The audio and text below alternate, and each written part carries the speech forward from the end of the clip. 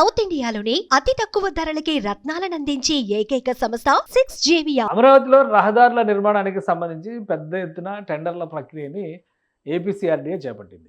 అనేక రహదారులు దాదాపు 10 నుంచి 15 రహదారులకు సంబంధించినటువంటి టెండర్స్ని ఇప్పటికే కాల్ చేసింది.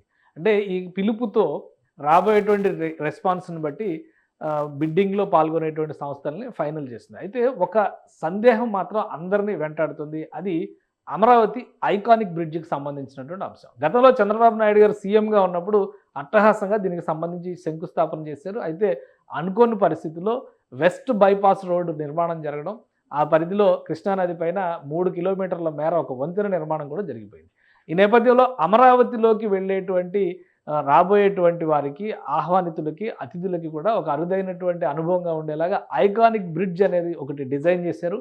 అయితే అది నిర్మాణం చేస్తారా లేదా, ఈ సందేహం మాత్రం అలానే మిగిలిపోయింది. ఎందుకంటే ఈ ఐకానిక్ బ్రిడ్జ్కి కనెక్ట్ అయ్యేటువంటి 2 ప్రధాన రహదారులకు సంబంధించినటువంటి టెండర్లను కూడా ఏపీసీఆర్డీఏ పిలిచింది. కానీ ఐకానిక్ బ్రిడ్జ్ ప్రస్తావన మాత్రం లేదు. అది రాష్ట్ర ప్రభుత్వం నిర్మిస్తుందా, కేంద్ర ప్రభుత్వం సహకారం తీసుకుంటుందా, దీనిపైన కూడా క్లారిటీ లేదు. ఒకసారి రహదారి వ్యవస్థకు సంబంధించినటువంటి టెండర్ల అంశాన్ని పరిశీలించేటువంటి ప్రయత్నం చేద్దాం. అమరావతిలో వివిధ నిర్మాణాలకు సంబంధించి ఏపీసీఆర్డీఏ రిలీజ్ చేసినటువంటి టెండర్స్ డేటా ఇది.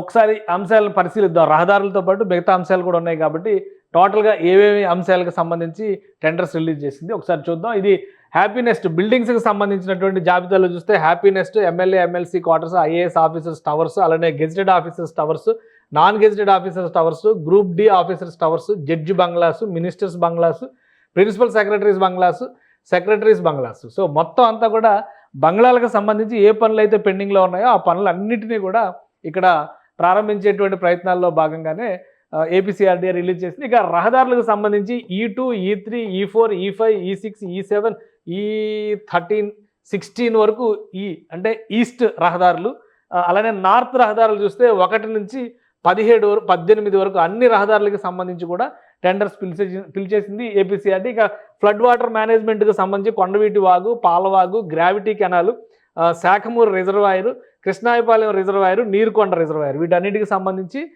టెండర్లు పిలిచింది ఏపీసీఆర్డీఏ.